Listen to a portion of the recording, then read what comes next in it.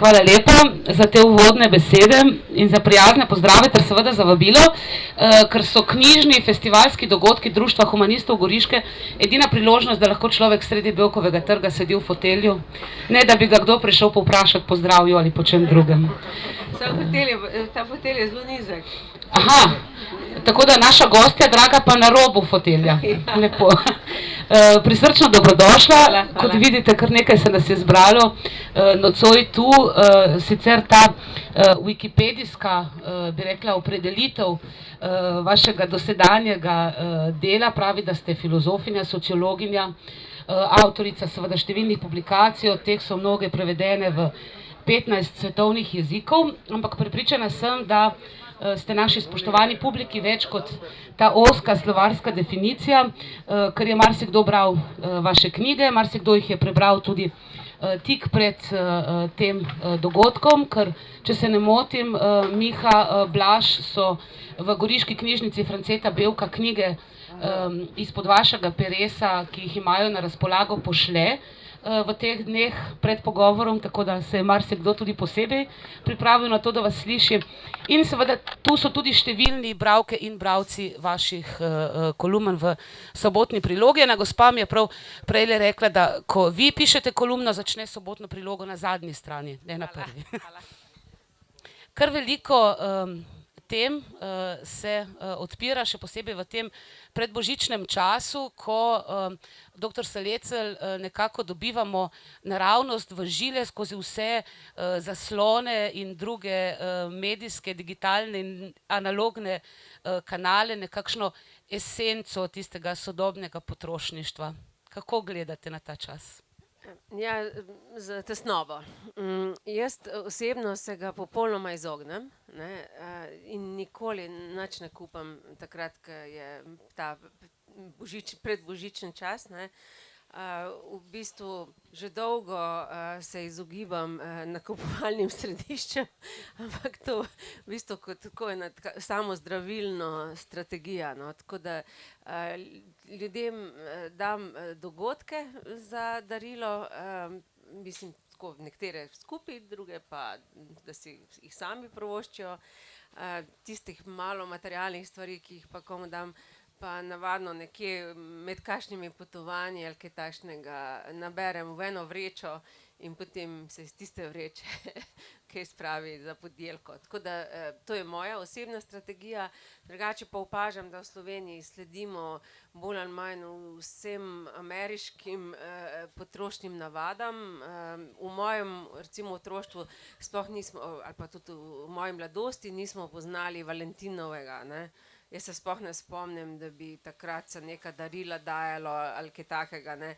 Ali pa recimo tudi za tale Halloween, ne, da se bi takrat posebej s tem ukvarjali, ne. Mi smo imeli pač preprostega pusta, ne. Veš, po svoje še obstaja, ampak zdaj imamo že spet neke nove trenutke, ko je treba nekoga obdarovati, in seveda tukaj potrošna družba pač zelo računa na to, da se ljudje identificirajo in da se tudi čutijo krive. Kupovanje daril je trenutek, ko se vedno čutiš na nek način krivega in tesnobnega, ne. Kaj izbrati, kaj bo nekomu všeč, koliko bo stalo in tako, ne. In seveda vsako darilo, to pa so nas že antropologi učili, je na nek način neka zaveza, ne. Tako da Se pravi, z darilom damo tudi obveznost tistemu, ki je obdarovan, da vrne, ne? Lahko, da mora vrniti ali pa ga na drug način zavežemo, ne, tako da na nek način mora nekako na to odreagirati. In jaz mislim, da so lahko darila kar zelo nevarna stvar. Zdaj, pogovarjamo se tukaj tik ob slovensko-italijanski meji. Pred 25 leti, ko je Slovenija postala samostojna, je seveda prevzela kar veliko vse te potrošniške, kapitalistične ikonografije. Do takrat pa ne. In recimo Novogoričani so se pred letom 90 ravno v tem božičnem času zelo včasih zelo hrepeneče ozirali čez mejo k lučkam, izložbam, široki ponudbi izdelkov in tako naprej. In gotovo, da ko je bil čas, smo si dali duška, mislim, da vsi, nekateri bolj, nekateri manj intenzivno. Zdaj pa marsikdaj slišimo ljudi, ki rečejo, da so tega prezgodnjega in predolgega in preintenzivnega božičnega trušča naveličani. Pa smo res, smo pripravljeni narediti korak naprej, ali v bistvu si ustvarjamo samo še eno novo fantazmo, en nov mit? Ja, jaz imam včasih malo nostalgije po tistih socialističnih časih, ko je v bistvu bilo relativno malo na trgu. Jaz pač prihajam iz Koroške in mi smo bili tudi privilegirani, tako kot vi tukaj, da smo bili pač ob meji, da vse tiste neke potrošne dobrine, ki smo si jih mogoče težje privoščili ali pa našli v Jugoslaviji, smo si lahko iskati čez mejo, ne, in seveda tudi iz Ljubljane smo šli kdaj v Gorico, ne, Staro Gorico, v kakšne Škorne ali pa kaj podobnega. In to so bili pač neki trenutki, kjer je, ne vem, tisti objekt, ki si ga želel, ti je bil potem dejansko dosti veliko bolj vreden, ne, ker si se mogel malo pomučiti, da si do njega prišel, ne. Tisto, kar je zlahka pridobljeno, navadno nima neke toliko velike cene, emocionalne cene za posameznika. Dvomim, da bi se lahko mi odmaknili od tega. Jaz mislim, da se bo ta situacija še nadaljevala. Se pa, ne vem, zdaj za Slovenijo čisto ne vem, ker res nič ne hodim v predbožične trgovine. Vem pa, da v Angliji se vsako leto Božič začne prej, ne. Vsako leto je že kak teden prej, ko dajo lučke ven in razprodaje in tiste muzike in podobno je, zelo podobno je v Ameriki, ne. Te jingle belli in tako, mislim, se ti kar malo začne že obračati tudi tam. Jaz mislim, da jim tudi tukaj mi sledimo, ne, da se pri nas vse začne, vse ta dirandaj že prej. Na nek način je, kaj jaz vem, za mnoge nas potrošnike to zelo velika prisila, ne, pač ko ljudje padejo v to ideologijo, na nek način si tudi jemljejo svoj prosti čas oziroma si ga mogoče uporabljajo na način, ki je precej stresen.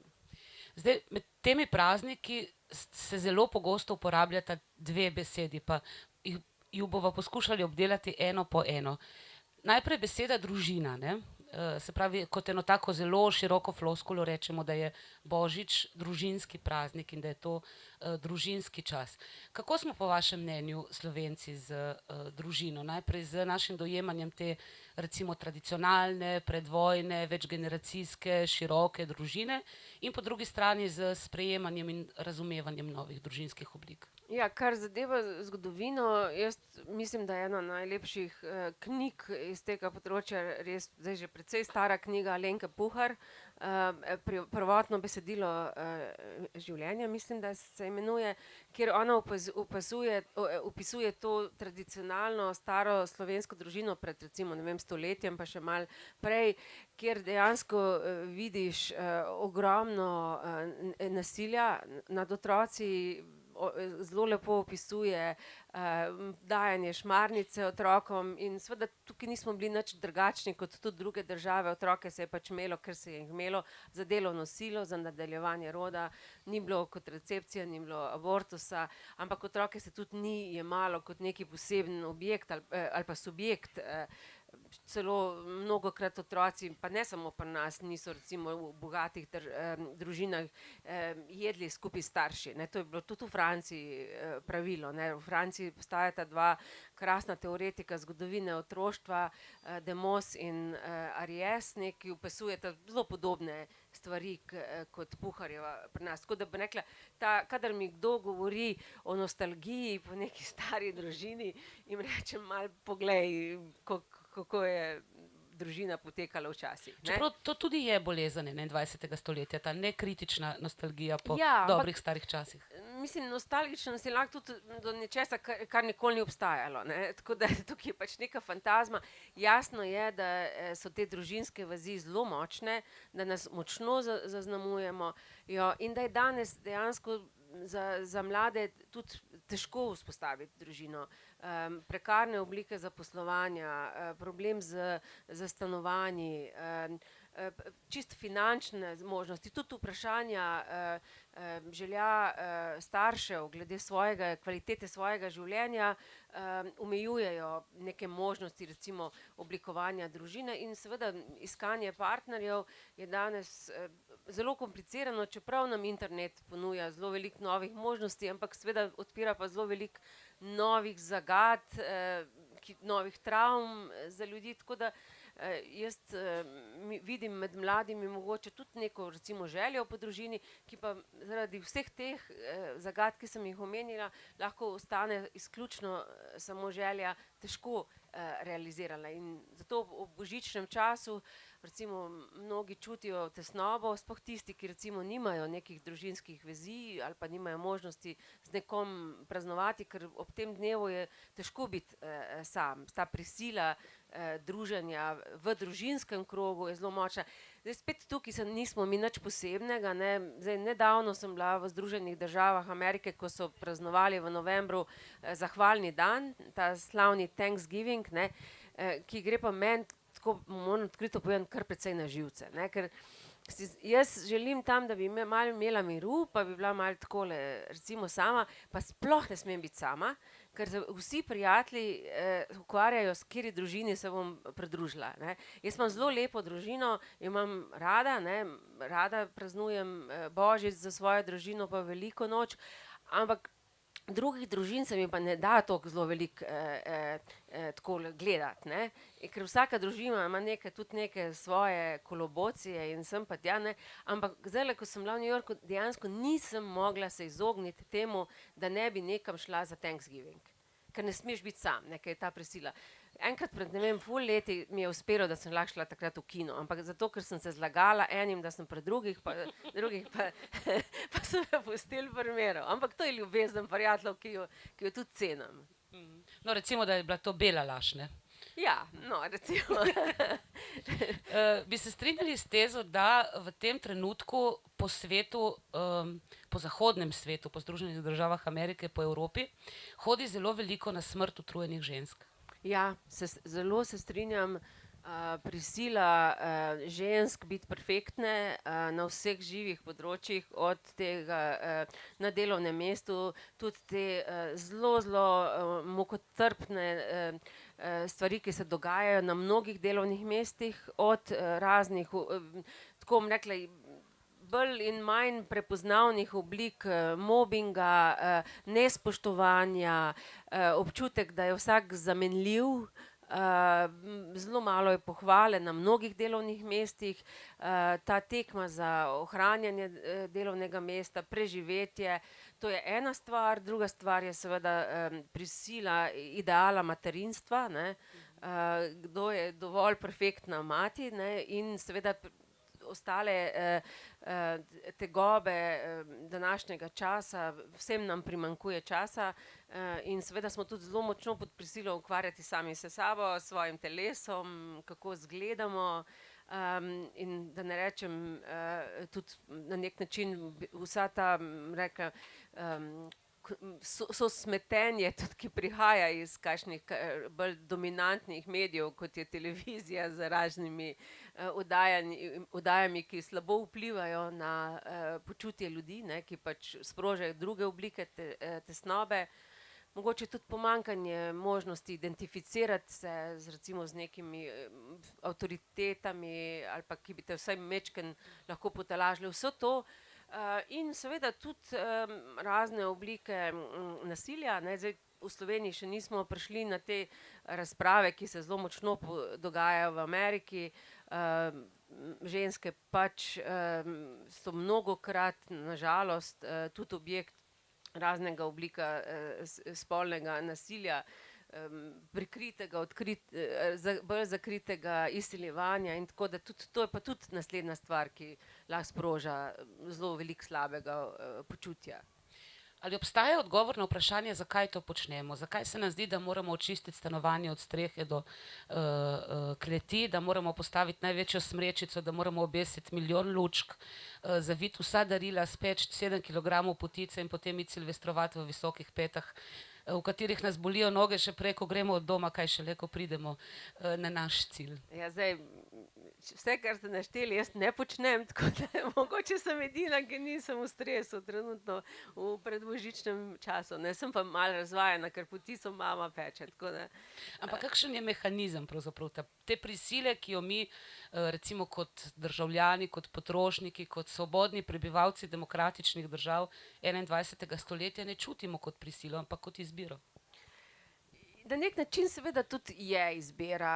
Zdaj, če se čisto minimalno distanciraš od te ideologije, ki te bombardira z ideali uspeha, lepote in podobnega, če imaš neko možnost vzpostaviti distanco tudi z zelo banalnimi stvarmi, da recimo ne gledaš Instagram ali pa Facebook, če te recimo mogoče to spravlja v slabo voljo, da vidiš, ne vem, telesa lepih prijateljic ali pa njihovih čudovitih otrok ali pa krasnih počitnic. Tako da to je, lahko bi rekla, ena oblika samoomejevanja, ki je seveda tudi na druge načine možna, da se odklopimo od svojih telefonov. Ne smemo pozabiti na to, da nas nova tehnologija mnogokrat na druge načine zasužnjuje, ne. Tako da tlele je seveda manj izbire, kot bi si jo mislili, ker nas algoritmi na nek način bolj poznajo, kot mi poznamo sami sebe. Tako da tukaj dejansko je za mnoge kar veliko dela na tem prepoznati, kako se omejiti, kako se rahlo distancirati tudi in kako na nek način tudi malček, če se le da, ignorirati te prisile, sploh ideologije današnjega časa in seveda še posebej potrošniške ideologije. Zdaj, ena beseda, taka zelo tipično božična, je družina, druga pa tudi zelo tipično božična je sreča. Ne, se pravi, to je čas, ko naj bi bili ljudje srečni. Že tako ali tako govorimo o veselem decembru. Ta imperativ sreče je pravzaprav zelo značilen za ta naš čas. Proti sreči sem pa, absolutno sem proti sreči. To je pa ena največjih nesreč, ko se začne govoriti o sreči in ideali sreče, tam pa vse knjige takoj dati proč. Ne vem, pred par leti, enkrat so me prosili, ena internetna stran, da naj zberem 5 knjig, ne, o neki temi, in sem se odločila prav zbrati 5 knjig o mizeriji, ne, o nesreči, ne, tako, ker sem se odločila, da grem aktivno proti ideologiji sreče, ne. Trenutki sreče so nekaj zelo kratkega, nekaj vedno bežečega, nekaj, kar si ne moreš postaviti kot ideal, niti kot ideal svojega življenja, niti še posebej ne kot ideal življenja svojih otrok, ne, in zato se mi zdi, to je pač neka beseda, ki pravzaprav jo uporabljamo kot nek balast, ne da bi niti pomislili na ves naboj nesreče, ki je v tej besedi, ko jo postavimo kot kakršenkoli ideal. Se pravi, samo v Novi Gorici, kjer imaš srečo, če zadeneš v kazinoju jackpot, ne? Ja, v kazinoju vašem še nisem bila. Otipljiva vrsta sreče. Nisem bila, verjamem, da je, mogoče je za nekatere, moram pa res reči, da sem v svojem življenju bila samo enkrat v kazinoju v Berlinu in nisem preveč dobro skozi prišla, pa videla sem tudi toliko nesreče pri znancih, ki jih poznam, ki so pač malo večkrat v tiste kazinoje hodili, in ob vsej veri, da se spoznajo na razne načine, kako pretentati kazino, na žalost ga niso. Torej, če vas malo bolijo noge, hrbet, če ste malo žejni, malo lačni, če vas malo tišči v želodcu ali pa ste nekoliko slabe volje, nič hudega, ne? To je življenje, ne? Ja, tudi če ne bi bil vsaj malo nesrečen, tudi ne bi nič kaj, nobene knjige napisal. Pa še marsikatera lepota bi umanjkala brez nesreče. Ena od teh obsesij, no, jaz sem novinarka po poklicu, vam je tudi zelo blizu ta novinarski publicistični svet. Ena od obsesij zadnjih nekaj let so tudi tako imenovane pozitivne novice. Nenadoma smo ljudje postavili aksiom, da smo nesrečni in nezadovoljni, ker nas mediji bombardirajo z negativnostjo in da potrebujemo več pozitivnih novic. Kaj mislite o tem? To je pa spet katastrofa, ne, tako da jaz mislim, da nam manjka takole ne vem, jaz pogrešam ene take dolgočasne novice, ko so obstajala v mojem otroštvu. Pogrešam tegale Terčka, ko je bral novice. Ne, Poročilo iz Centralnega komiteja Zveze komunistov Jugoslavije. In je tako lepo bral z enim dosti lepim glasom, ampak predvsem monotono, ne. In tam si to nekako videl, da obstaja država, ne, da nekaj se dogaja. Če je Tito umrl, recimo, je že malce tam glas mu tako spremenil, pa tako ne, ampak to je bilo lepo, ne. Ti si svoje delal, tisti pa si tam nekje odzadaj, je bil televizor, ne, in tako, ne. Jaz televizorja res 20 let že ne poslušam, ne, nobenih novic, zaradi vsega tega spet amerikanizacije našega podajanja novic, ker nehala sem gledati televizijo v Ameriki, ko sem videla to njihovo podajanje, vzhičeno podajanje, ne, in jaz sem mislila, to je konec sveta, ne, kaj se dogaja, pa ne vem, se je izgubila neka muca ali kaj takega, ne. Zdaj pa sem pol čez en čas videla, so pa naši začeli na podoben način, ne, pred parlamentom, v dežju, ne, obstaja seja parlamenta. In takrat si mislim, kje je Terček, ne, da bi lepo dolgočasno rekel, bila je seja parlamenta. Naslednji dan po možnosti, ne, v miru. Jaz bi pa lahko tam nekaj čitala zraven, ne, tam je pa že ton me naredi tesnobnega, ne. Tako da tukaj se strinjam z tem, da mediji vplivajo na ljudi. Jaz mislim, da je ideologija, da je treba podajati pozitivne novice, dejansko katastrofa. Novice, ki so novice, ampak novinarstvo mora dajati pa poglobljene analize, poglobljene predstavitve, ki so pa seveda drage. Treba je vlagati v ljudi, treba je vlagati čas v raziskovalno novinarstvo. Vse to pa na žalost niso danes ideali slovenskih, niti časopisov, pa tudi ne drugih medijev. Se vam zdi, da ta teza pozitivnih novic pravzaprav usmerja občinstvo k temu, da je še bolj poneumljeno, bi lahko človek rekel, oziroma neobčutljivo na tisto, kar recimo, da so skozi neke objektivne oči realna, pomembna, bistvena vprašanja nekega trenutka? Zdaj se moramo zavedati, ljudje dobivajo novice danes skozi zelo mnoge različne medije in vse več seveda skozi razne ta družbene platforme, kot so Facebook in tako podobno. Tako da tukaj, bom rekla, ideja, da lahko vplivaš na ljudi direktno s tem, da pač preoblikuješ recimo svoje lastne medije na nek način, je obsojena na propad, ne. Tako da kje dobivamo novice, na kak način, kako algoritmi ugotavljajo, kaj nas zanima ali pa kako nam neko ideologijo vseljujejo, vse to postaja recimo tisti problem, s katerim se moramo kar precej več ukvarjati, kot pa se. Zato bi jaz mislim rekla, da če želijo slovenski dominantni mediji preživeti, najbrž bojo lahko preživeli ne z nekim veselimi novicami, ampak bolj ali manj dejansko vrniti se nazaj čisto k bistvu novinarstva, in to je trdo delo, ne, raziskovalno novinarstvo, vrtanje, ne, postavljanje neprijetnih vprašanj.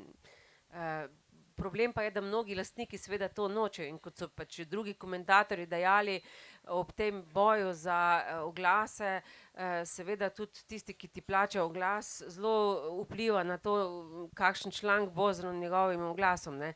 Če bo nekdo prodajal, ne vem, sliko Mercedesa, jo bo slabši prodajal, če bo zraven, ne vem, članek o smrtnih žrtvah kot posledica preveč avtomobilov na cestah, ne. Tako da, če imaš pa pozitiven članek o lepotici, ki ima rada Mercedese, je pa to malo drugače, ne. Bojim se, da nič dobrega, ampak kaj mislite o resničnostnih šovih?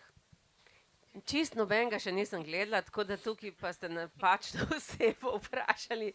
Na žalost, res sploh nič ne vem, kaj se na tem področju dogaja, ker ne gledam televizije. Ampak, ker recimo resničnostni šovi so za marsikoga recimo neka zadovoljitev te radovednosti, ne, tega iskanja recimo človeških zgodb, zgodbe sočloveka, mogoče celo nadomestek neke neposredne komunikacije. In verjetno eden od najbolj, bi rekel človek, prepoznavnih recimo fenomenov današnjega časa, ker velikokrat ste se zaskrbljeno zelo zaskrbljeno izražali o tem tako imenovanem data miningu in o podjetju Cambridge Analytica. In tudi prej ste omenili, da naš Facebook profil pravzaprav o naših okusih in načinu življenja ve več, kot vemo mi sami, kaj šele naši bližnji. Kam nas pelje to? Ja, tukaj pa sem zelo po naključju v to malce več pogledala. Namreč moj kolega Aleš Završnik na Inštitutu za kriminologijo je pripravljal o tem eno knjigo, ki smo jo nedavno izdali skupaj v angleškem jeziku, ravno o tej etični pravni dimenziji velikega podatkovja. In ker pač nisem mogla reči ne, da napišem članek, sem se začela s tem malce bolj poglobljeno ukvarjati in sem dejansko videla, da izjemno premalo vemo o tem, kako zelo smo nadzorovani in kako zelo se nam zmanjšujejo same izbire zaradi vsega teh podatkov, ki jih o nas zbirajo raznovrstni ponudniki, kjerkoli se prijavimo na internet. Vsak, ki ima v roki svoj pameten telefon, katerikoli nakup smo opravili s kreditno kartico, vse se nekje zabeleži in te informacije, ti podatki se seveda prodajajo, analizirajo, uporabljajo na razne načine, tudi za nadzorovanje. In zdaj tukaj še v Sloveniji mogoče nismo tako zelo naprej, ampak ravno pred, ne vem, 2-3 tednoma je imel francoski Le Monde zanimiv članek. Na Kitajskem recimo so začeli uporabljati to tehnologijo prepoznavanja obrazov na zelo velikem nivoju. Recimo ljudje, ki prečkajo cesto pri rdeči luči, jih posname kamera. Zdaj vsak Kitajec, ki pa želi dobiti osebno izkaznico, se pa tista fotografija, ki se posname za osebno izkaznico, da v neko datoteko. Tako da recimo v bodoče predvidevajo, da bi imeli vse Kitajce z osebnimi izkaznicami v datotekah, te vizualnih datotekah, in zdaj ta kamera, ki te je posnela ob rdeči luči, ta slika se potem z algoritmi pač vrže v iskanje podobnosti in recimo zelo velika možnost je, da te bodo našli. In ogromno ljudi je prav v določenih kitajskih mestih že dobilo kazni na takšni osnovi. Zdaj naslednja točka, ki gre Kitajska, je tudi to, da bi imeli vse DNA zapise ljudi, ravno tako v datotekah, in da vsak, ki gre k zdravniku, ne da bi pravzaprav vedel, bo pravzaprav tudi takrat pač daroval svoj DNA za neko to veliko banko, ki bo uporabljena za mogoče medicinske namene, ampak tudi za forenzične, kar gre popolnoma v nasprotju z vsakim razmišljanjem o človekovih pravicah, recimo. In to so te oblike, nove oblike nadzorovanja, ki prihajajo sigurno tudi k nam, tu se sploh nimam nobenih dvomov, recimo sploh ta facial recognition, to je tehnologija, ki jo bojo od državnih aparatov pa tudi do komercialnih podjetij vse več uporabljala, in kar pa že prihaja počasi, je pa tudi ta čisto direktni marketing, na osnovi katerega bomo recimo vse bolj pod prisilo v nekem trenutku, ko neki objekt gledamo, da bi ga pač kupili, ker bomo v tistem trenutku, ko nekaj gledamo, samo mi recimo dobili informacijo, da je v naslednjih 15 minutah za nas ta predmet, ne vem, recimo par procentov cenejši. Na predmetu bo čip, ki bo pač na nek način prepoznal, da ga mi gledamo, ker bomo imeli mi pač svoj telefon, preko katerega tako ves čas vsi vejo lahko, kje smo, in nova tehnologija bo imela ta targeting, recimo marketing, kjer bo spet se omejila že potrošniška izbira. Je tu še mogoč korak nazaj? Ne, ni. Samo jaz nisem proti novim tehnologijam. Jaz samo mislim, da nam manjka neka distanca, neko razmišljanje, kako jih uporabljati na čim boljši način, kako se zavedati tudi vseh teh omejitev, in seveda na ravni politike nam pa manjka moči, da bi omejili uporabo teh podatkov. Ne? In zavedati se moramo, da par velikih firm, Google, Facebook, Amazon, ne, tako zelo obvladujejo že danes svet, ne, da v bistvu tukaj nadzora nad njimi ni, ne, in recimo tudi raziskovalci ne morejo priti do teh podatkov, ki jih oni zbirajo, ne, niti do razumevanja algoritmov, ki jih uporabljajo. Vse to je skrivnost, ne, in tukaj je pa tisto, kjer sem pa bolj pesimistična. No, se verjetno ta razkorak je še veliko večji, ne?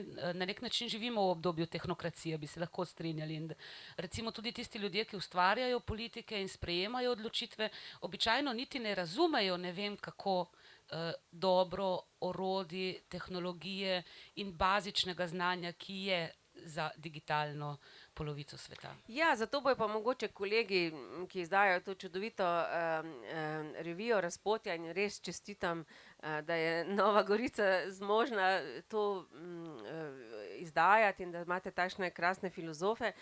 Ti kolegi bojo mogoče presenečeni, da je cela vrsta filozofov danes dobila službo v tujini prav pri teh velikih firmah, ne.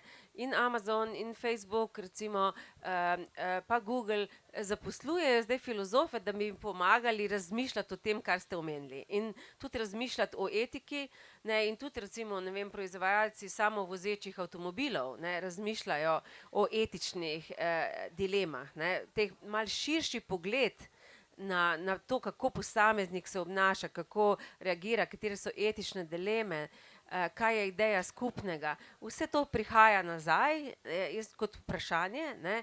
Najprej smo vsi verjeli, da rabimo več računalničarjev, ne. Potem bomo pa imeli krasen razvoj, pa samo startupe, ne. Da naredimo nek startup, pol pa bojo milijončki leteli, pa ljudje bojo imeli službe in podobno. To se je izkazalo kot relativna iluzija, ne. Zdaj ravno v Ameriki ugotavljajo, da cel kup ljudi, ki so ustanovili startupe, je danes polnih občutkov krivde in tesnobe, sprašujejo, kaj smo sploh vrgli v svet, na kak način smo začeli popolnoma spreminjati družbo, posameznike, ne, kako smo jih naredili odvisne. Ne smemo pozabiti, da je zelo veliko psihologov bilo vključenih v razmišljanje, kako ljudi narediti, da bojo čim več časa preživeli na internetu, ne, ali pa da bojo čim več na svojem telefonu. Tukaj gre za zelo dobre psihološke trike. Celo, ne vem, Uber, ne. Uber uporablja psihologe, kako prepričati svoje šoferje, da čim dlje vozijo, ne. Recimo eno takšno finto imajo, ko se šofer odloči, da bo nehal delati, ne, tisti trenutek se mora najaviti na svoji aplikaciji, ne, da bo pač recimo čez nekaj časa zdaj se izlogiral iz sistema, ne. Ne vem, recimo čez 15 minut, to je moja zadnja vožnja, potem pa ne bom več danes delal. Tisti trenutek ti Uber pošlje sporočilo, ne, zdaj prvo sporočilo, ki ga je Uber poslal, je bil, če boš delal še 1 uro, ne, recimo bo ti rekel v Angliji, boš lahko zaslužil še recimo 100 funtov, ne. Potem so pa ugotovili, da ljudje ne reagirajo preveč dobro na ta stavek, so pa šli gledati stare psihološke analize, ne, naredil jih je že pred desetletji recimo Tversky pa Kahneman, sta jih naredila te o izbiri, pa so preoblikovali to. Če ne boš delal še 1 uro, boš izgubil 100 funtov. Ne. Veliko več ljudi se je odločilo še 1 uro potegniti delo, ker te je vedno bolj strah izgube, kot pa razmišljajo, da bi nekaj pridobil, ne. Če nekomu rekel, boš pridobil 100 funtov, bo manj tesnoben, kot pa rekel, ti boš izgubil 100 funtov, ki bi jih lahko imel. Je ta izguba tisto, kar nas tudi sicer najbolj plaši. Kot tudi pišete v svoji knjigi Izbira, tudi ta nenehni strah, da bomo izbrali narobe med vso to velikansko ponudbo materialnega in nematerialnega. Ja, in v bistvu zelo velikokrat ko smo pod vplivom te ideologije izbire, ko mislim, da je vse v naših rokah, da lahko racionalno izbiramo in da lahko predvidevamo, kako se bo ta izbira izšla, dejansko pozabljamo, da je v bistvu izbira ključno povezana z izgubo. Ko izberem eno smer življenja, sem pač izgubila možnost druge. Ne? Če izbereš, da boš imel otroke, si izgubil možnost, ne vem, da boš užival brez njih ali pa obratno, kakorkoli. Tako da tudi te ključne življenjske izbire so vedno povezane z določeno izgubo in z izgubo se zelo težko soočamo. Zato pa danes mnogi psihoanalitiki poudarjajo, da ogromno ljudi ne more nič zbrati, ne? Da nenehno tuhta, ne? Ali pa tudi vemo, ne, da potem, ko smo že nekaj izbrali, se blazno poskušamo sami sebe prepričati, da smo izbrali dobro. Zato tisti, ki recimo, ne vem, si kupijo avto, šele potem, ko so ga že kupili, zelo začnejo brati analize avtov, ne. Mogoče prej niti niso tako zelo študirali, ampak če pomislimo, koliko danes časa porabljamo izbrati že, ne vem, hotelsko sobo, ne. Mislim, ko greš ta TripAdvisor, pa te ocene, pa druge ocene, ne, in mnogokrat seveda je tlele ogromno fejka, ne. Ne vem, če ste brali tukaj, ampak v Angliji nedavno najvišje se je uvrstila na listi restauracija, ki sploh ne obstaja.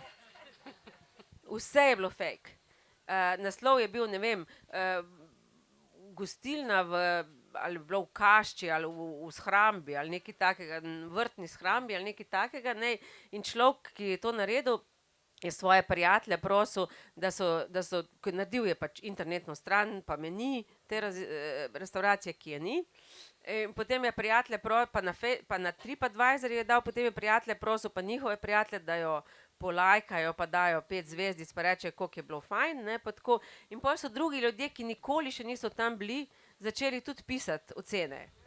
Ne, in počasi, to je bil njegov cilj, da je prišel na prvo mesto. No, se verjetno slabih izkušenj ni bilo, ne? Natakarji niso bili neprijazni, juha ni bila mrzla. V naslednji izložbi so pa tako ali tako lepši čevlji, kot tisti, ki smo jih ravnokar kupili. Ne? To pa je verjetno eden od življenjskih aksiomov. Super volilno leto pravijo, da prihaja v naši domovini. Že kar nekaj let se izkazuje v slovenski politiki, da imamo Slovenci tudi kot volivci zelo močno obsesijo z novim. Se pravi, vedno znova si želimo nove obraze, sveže obraze, vedno znova ohranjamo ta ideal strokovnosti, poštenosti, novosti in tako naprej. Zakaj po vašem mnenju? Ja, zdaj, zelo velike razočaranja, ne, nad politiki, jaz mislim, mnogokrat zelo upravičenega. Že zelo dolgo nismo imeli tudi nekih strank, ki bi delovale vsaj minimalno konsistentne, da bi sploh vedel, kaj je njihova ideologija. Tako da mene to sploh ne čudi, upanje umre zadnje, ne, tako da to Slovenci, čeprav smo narod, ki kar precej jamra, ampak kar naprej upamo, ne, da bo pa to kaj boljše. Potem pa je mogoče užitek res v tem, da spet ugotoviš, pa nič ni boljše, ne, in pol lahko jamraš naprej, ne. Tako da jaz mislim, da bo še nekaj časa trajalo in tukaj se pač bojim, da prihajamo v eno obdobje pasivnosti, ne, ki mi spet ni nekaj čudnega. Že zadnje volitve smo videli zelo nizka udeležba, ne, tako da ljudje so izgubili neko vero, ne, v volitve in jo razumem, to pasivnost razumem.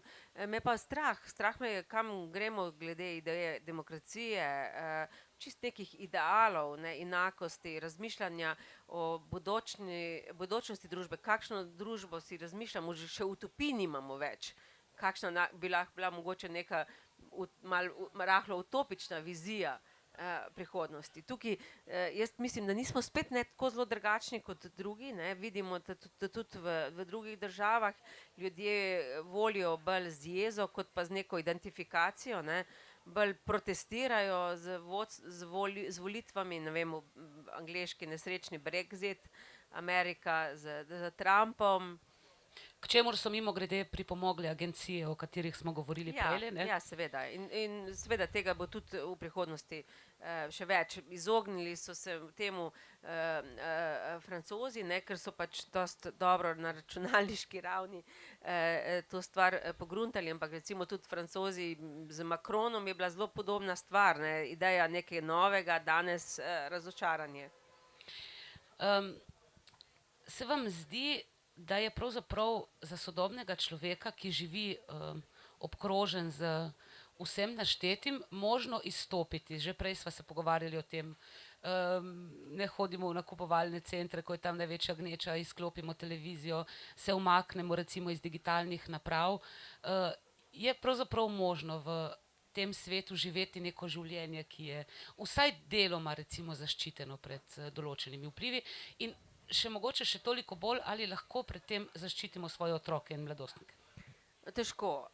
Jaz ne idealiziram izstopanja iz sveta kot nek ideal. Tudi sama mu ne sledim.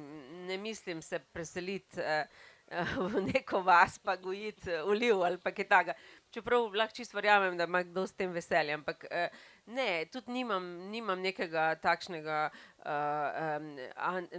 odnosa do tehnologije, da bi jo jemala vnaprej za slabo. Mislim pa, da in glede naših otrok in samih sebe, ampak mislim, prvo moramo pri sebi počistiti, preden da lahko otrokom pamet moramo najti neko mejo, kjer si dovolimo, da nas ideologija meče iz ene stvari na drugo in da razumemo mehanizme, ki so odzadaj. Zato takole rahlo poznavanje tehnologije, poznavanje delovanja teh velikih korporacij, to rabimo, da lahko sploh vemo, kje se moramo zaščititi, komu lahko verjamemo, s kom se lahko identificiramo in podobno. Tako nekako ne smemo iti tudi na prvo žogo, sploh kadar gre za te recimo velike platforme in podobno. Meni je precej zabavno zdajle bilo gledati, koliko se je recimo bivših šefov Facebooka začelo distancirati od tega, kaj so oblikovali in recimo koliko jih prepoveduje svojim otrokom, da bi recimo ta družbena omrežja uporabljali. Zdaj, vidim pa tudi kot mati, da tisto, kar prepoveduješ, postane objekt želje. Tako da tle moraš pa tudi biti pazljiv. Pa se nam ljubi razumeti, se nam še ljubi vložiti recimo toliko miselnega napora in časa v to, da razumemo, glede na to, da gotovo po marsikateri raziskavi ljudje beremo vse manj, smo sposobni biti osredotočeni recimo na besedilo vse manj časa. Tukaj pa nisem jaz tak pesimist, zdi se mi, da dejansko je problem, da ljudje morda manj časa berejo kakšno recimo literaturo, ampak vseeno pa zelo veliko berejo ravno na internetu, zato tukaj vidim dobre stvari, tudi vidim pri mladih, spremljajo ogromno informacij, tudi zelo poglobljenih, tako da jaz tukaj nisem pesimist, celo mislim, da imajo eno ogromno možnost in najti informacije, ki je mi nismo imeli, ko smo živeli v predinternetnih časih, tako da jaz mislim tudi, da knjige živijo in zdaj vidimo, da se tlele dobro prodajajo, tako da in podobno opažajo ljudje recimo vračanje nazaj knjigam, k papirju, in elektronske knjige so do določene mere uspele, niso pa zamenjale užitka, ki ga imaš, ko držiš knjigo v roki, tako da jaz mislim, da knjige bojo živele, morda pa seveda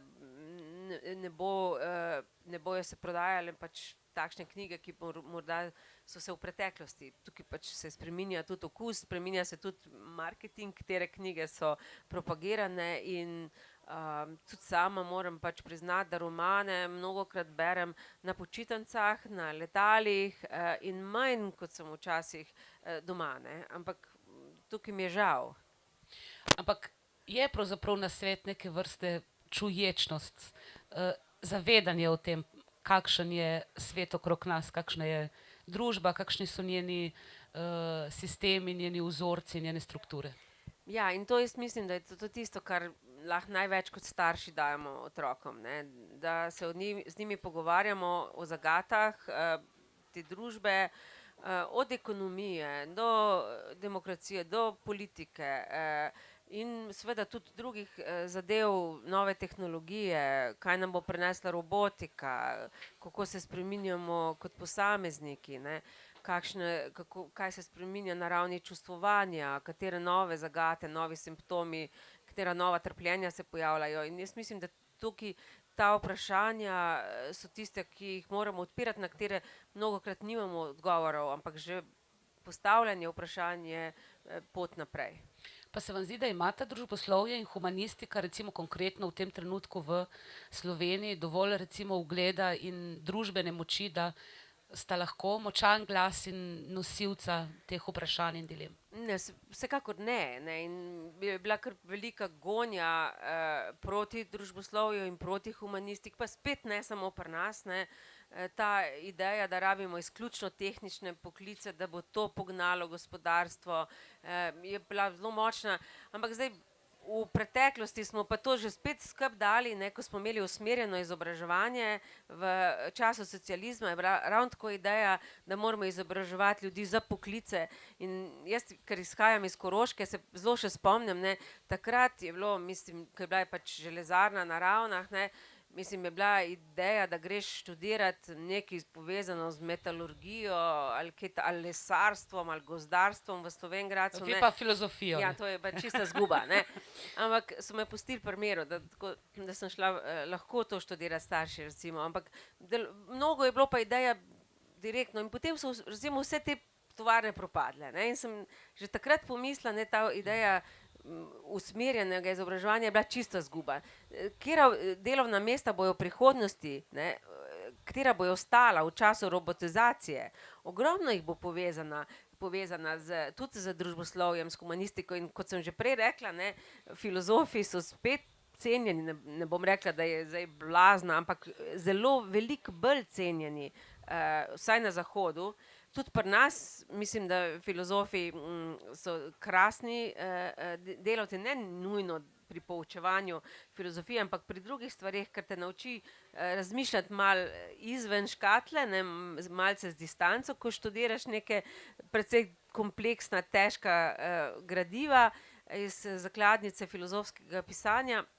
In vračamo se nazaj k vprašanjem, kako razumeti družbo, ne. Kako razumeti družbo, kako razumeti spremembe v družbi in tukaj dejansko tehnologija rabi na nek način pomoč humanističnih in družboslovnih ved.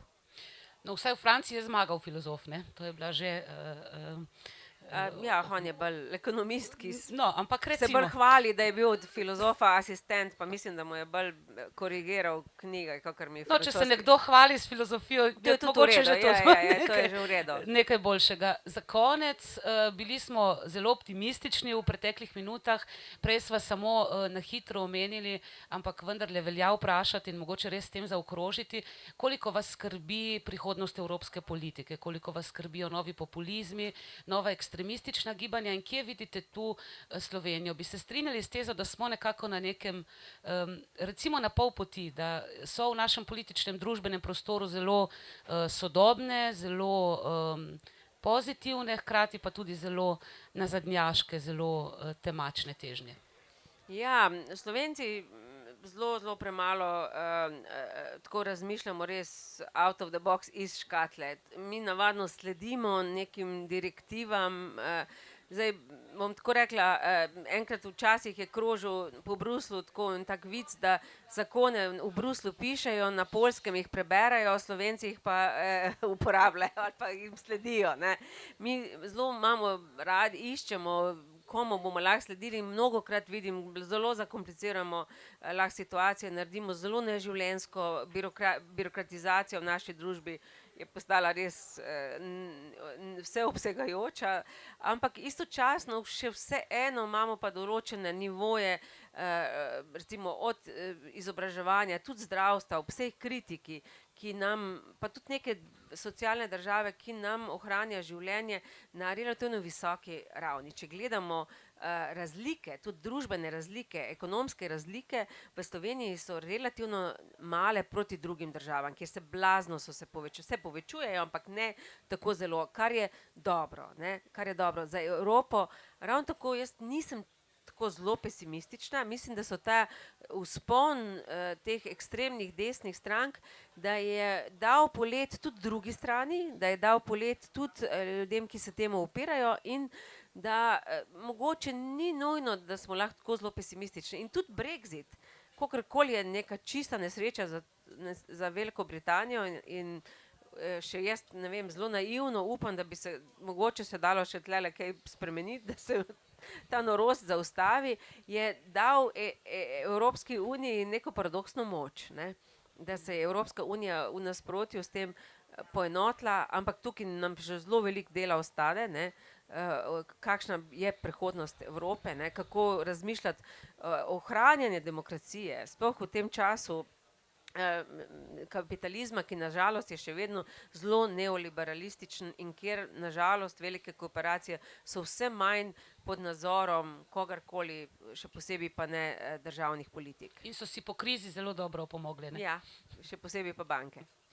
Ja. Prisrčna hvala, en lep aplavz, hvala lepa za vse izrečeno, slišano. Hvala. S tem se na najlepši možni način zaključujejo te čudovite knjige pod jelkami. Mislim, da smo Novogoričani lahko ponosni na to, da je naš novoletni sejem knjižni sejem. Hvala, super, ja, krasna ideja, da ni tiste kramarske robe in ja, lepo. In seveda so za to zaslužni humanisti, ne, kdo drugi. Hvala. Tako da še en aplavz za celotno ekipo knjig pod jelkami, ki je tudi letos poskrbela za to čudovito dogajanje. Hvala od srca vsem, ki ste prišli in tako kot je rekla naša draga gostja, privoščite si kakšen polnokrven, lep decembrski dogodek med temi prazniki in pojdite ven, tudi če se vam niče.